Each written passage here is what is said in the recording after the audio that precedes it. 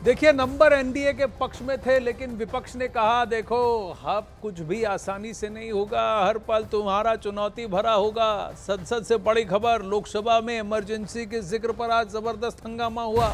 Speaker Om Birla ने 1975 में कांग्रेस सरकार की ओर से लगाई गई इमरजेंसी का जिक्र करते हुए उसकी निंदा की। निंदा पर ओम बिरला ने बोलना शुरू किया तो विपक्ष ने हंगामा शुरू कर दिया। आपको बता दें कि 25 जून 1975 को देश में इंदिरा गांधी की सरकार ने नेशनल इमरजेंसी का ऐलान किया था।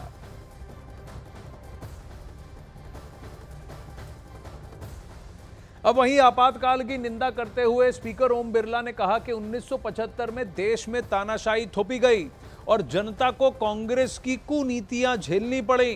स्पीकर ने कहा कि आपातकाल में तत्कालीन कांग्रेस सरकार ने मनमानी की और एक कमिटेड ब्यूरोक्रेसी, कमिटेड जुडिशरी तक की बात इंदिरा गांधी ने उस वक्त कर डाली। ऐसा था कि 1976 में जब संविधान के प्रियम्बल को ही बदलने की बात हुई तो राज्यसभा में पूरा का पूरा विपक्ष जेल में था। इतिहास में 25 जून 1975 के उस दिन को हम हमेशा काले अध्याय के रूप में जाना जाएगा। इस दिन तत्कालीन प्रधानमंत्री श्रीमती इंदिरा गांधी ने देश में इमरजेंसी लगाई और बाबा साहब अंबेडकर द्वारा निर्मित संविधान पर प्रचंड प्रहार किया था। भारत की पहचान पूरी दुनिया में लोकतंत्र की जननी के तौर पर है। भारत में हमेशा लोकतांत्रिक मूल्यों और वाद संवाद का समर्थन हुआ, हमेशा लोकतांत्रिक मूल्यों की सुरक्षा की, उन्हें हमेशा प्रोत्साहित किया गया। ऐसे भारत पर श्रीमती इंदिरा गांधी द्वारा तानाशाही थोप दी गई, भारत के लोकतांत्रिक मूल्यों को कुचला गया और अभिव्यक्ति की आज़ादी का गला घोटा गया। इमरजेंसी के दौरान भारत के नागरिकों के अधिकार नष्ट कर दिए गए, नागरिकों से उनकी आज़ादी छीन ली गई। ये वह दौर था जब विपक्ष के नेताओं को जेल में बंद कर दिया गया, पूरे देश को जेल खाना बना दिया गया। तब की तानाशाही सरकार ने मीडिया पर अनेक पाबंदियां लगा दी गई थी, न्यायपालिका की स्वतंत्रता पर अंकुश लगा दिया गया था।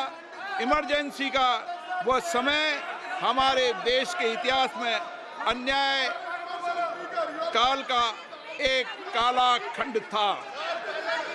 आपातकाल इमरजेंसी लगाने के बाद उस समय कांग्रेस सरकार ने कई ऐसे निर्णय किए जिन्होंने हमारे संविधान की भावनाओं को कुचलने का काम किया। काले खंड में संविधान में 38वां, 89वां, 40वां, 41वां, 42वां संविधान संशोधन किया गया।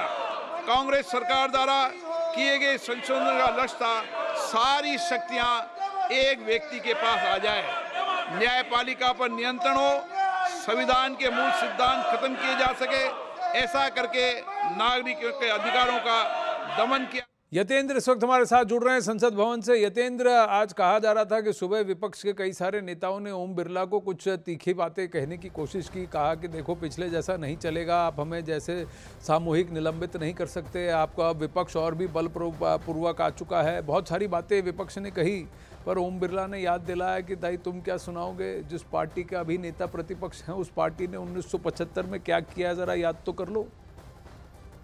बिल्कुल आनंद, आज जिस तरह से जब बधाई की बात थी कि स्पीकर चुनने के बाद एक परंपरा है कि नए स्पीकर को बधाइयां जो भी पार्टियों के नेता होते हैं, फ्लोर लीडर्स होते हैं, उनके माध्यम से दी जाती है, लेकिन बधाई के साथ साथ तंज भी कसा जा रहा था कि किस तरह से पिछले कार्यकाल में सांसदों का निलंबन किया गया। लेकिन उसमें पर्दे के पीछे की कहानी ये थी कि सांसदों का निलंबन उन्हीं के पार्टी के नेताओं के कहने पर किया गया था, ये भी एक सच्चाई है। और दूसरी तरफ जहां चुनाव प्रचार में आपने देखा होगा या कल शपथ ग्रहण के समारोह के दौरान आपने देखा होगा कि संविधान की कॉपी लेकर कई नेता नेताओं ने शपथ ली और संविधान बचाने की बात की, तो उसी बात का आज जवाब माना जा रहा है स्पीकर की तरफ से कि जो संविधान की बात करते हैं उन्हीं की पार्टी के नेताओं ने जब इंदिरा गांधी की सरकार थी तो उन्होंने किस तरह से संविधान को कुचलने का काम किया, लोकतंत्र को दबाने का काम किया, पूरे देश को जेल खाना बना दिया गया था, मीडिया पर कई तरह की पाबंदियां लगा दी गई थी, जो जनता की जो भावना थी उसको कुचला गया, उनके ऊपर कई तरह के नियंत्रण लगा दिए गए और आपातकाल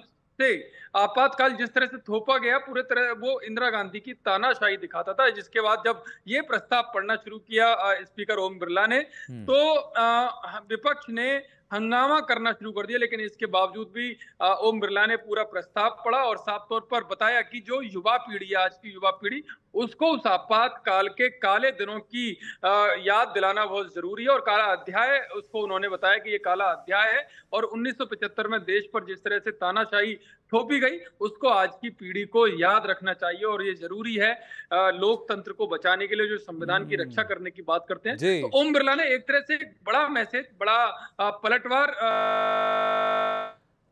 हंगामा क्यों है बरपा, तानाशाही तुम्हारी पार्टी ने की है, ऐसा याद दिलाया ओम बिरला ने। अब इससे पहले आज 18वीं लोकसभा में ओम बिरला नए स्पीकर चुने गए। लोकसभा में स्पीकर के तौर पर ओम बिरला का लगातार ये दूसरा कार्यकाल होगा। लोकसभा में ध्वनि मत से स्पीकर पद के लिए चुनाव हुआ जिसमें ओम बिरला की जीत हुई।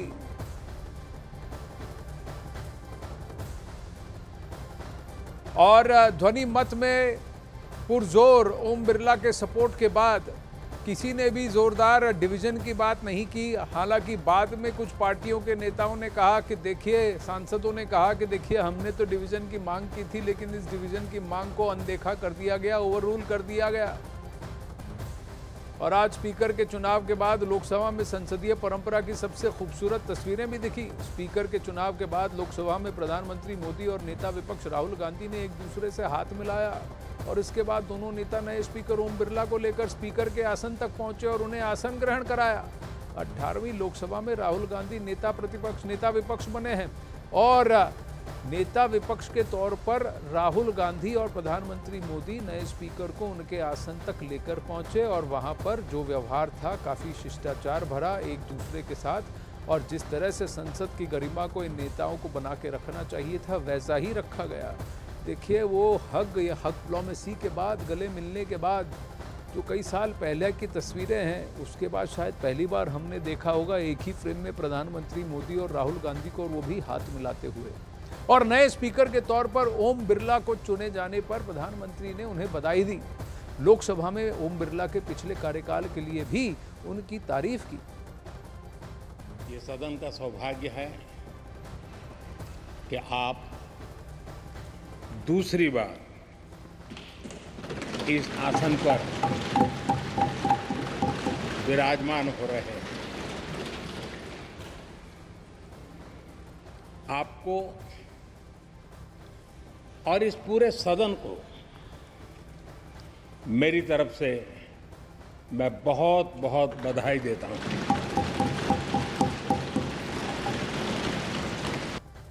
अब वहीं नए स्पीकर के चुने जाने पर नेता विपक्ष राहुल गांधी ने क्या कहा, ये आपको वो दिखाते हैं।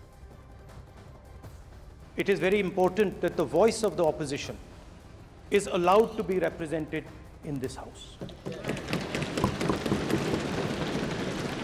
I'm confident that you will allow us to represent our voice, allow us to speak, allow us to represent the voice of the people of India. Speaker, sir, the question is not how efficiently the House is run. The question is how much of India's voice is being allowed to be heard in this House.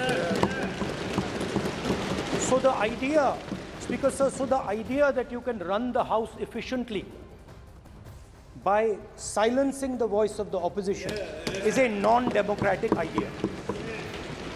And this election has shown that the people of India expect the opposition to defend the constitution, the संविधान of this country. बात संविधान को बचाने की बात कर रहे हैं राहुल गांधी। विपक्ष कह रहे हैं कि ऑपोजिशन का काम यही है कि कॉन्शियंस कीपर है, देश की जनता ऐसे एक विपक्ष को चुनकर इसीलिए देती है ताकि सरकार को सही लाइन पे रखे। पर अमित पांडे, ओम बिरला जी ने उसी पार्टी को याद दिलाया, नेता प्रतिपक्ष को भी याद दिलाया, जरा माजी को याद करो, 49 साल पहले आप ही के परिवार से जो प्रधानमंत्री थी उन्होंने ही इस संविधान का गला घोंटा था और डेमोक्रेसी को जेल में बंद कर दिया था।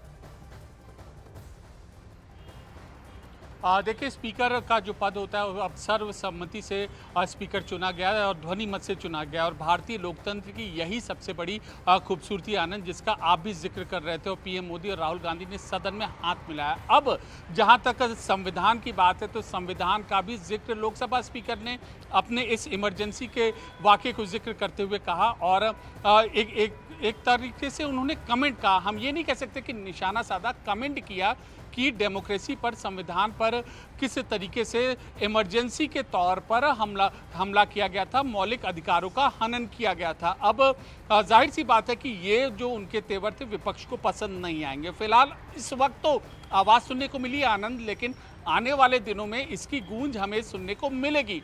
देखिए, अभी राष्ट्रपति का अभिभाषण होना है, उसके बाद तमाम मुद्दे आने हैं सदन में चर्चा के लिए, तो उस वक्त जरूर इस बात का हमें जिक्र विपक्ष की ओर से देखने को मिलेगा। हालांकि उन्होंने सारी जो बातें हैं वो इतिहास के तौर पर उसको जिक्र किया, लेकिन अभी जब विपक्ष के सदस्य बोलेंगे तो इसका जिक्र जरूर करेंगे। 100 चूहे खाकर बिल्ली हज को चली, ये कहावत याद आया जब ओम बिरला जी स्मरण करा रहे थे कि देखिए कांग्रेस पार्टी ने अपने कार्यकाल में क्या किया। 25 जून 1975 से लेकर जुलाई 1977 तक के बीच इमरजेंसी के कालखंड में ही 1976 में नवंबर में संविधान को ही पूरी तरह बदल दिया गया, उसके डीएनए को ही ऑल्टर कर दिया गया। ये बात क्या किसी को याद है, स्मरण है? ये बात बार बार उठाई जाएगी, क्योंकि जब जब संविधान और बदलने की बात आएगी तब तब संविधान को किसने बदला ये काउंटर भी आएगा। आज स्पीकर के चुनाव से पहले प्रधानमंत्री मोदी ने सबसे पहले लोकसभा में ओम बिरला का नाम का प्रस्ताव रखा, फिर प्रधानमंत्री के प्रस्ताव के साथ कुल 13 प्रस्ताव स्पीकर पद के लिए रखे गए और सारे प्रस्ताव सदन में आने के बाद प्रोटेम स्पीकर ने इस पर ध्वनि मत से वोटिंग भी कराई। और फिर प्रधानमंत्री ने एक बार जब ओम बिरला जी मंचासीन हुए, वो विराजमान हुए, उसके बाद बतौर प्रधानमंत्री अपनी पूरी कैबिनेट, अपनी पूरी काउंसिल ऑफ मिनिस्टर्स का परिचय भी कराया कि किन किन के पास कार्यभार बतौर कैबिनेट मंत्री है, किन के पास minister of state independent charge है और किसके पास MOS राज्य मंत्री है मिनिस्टर ऑफ स्टेट का।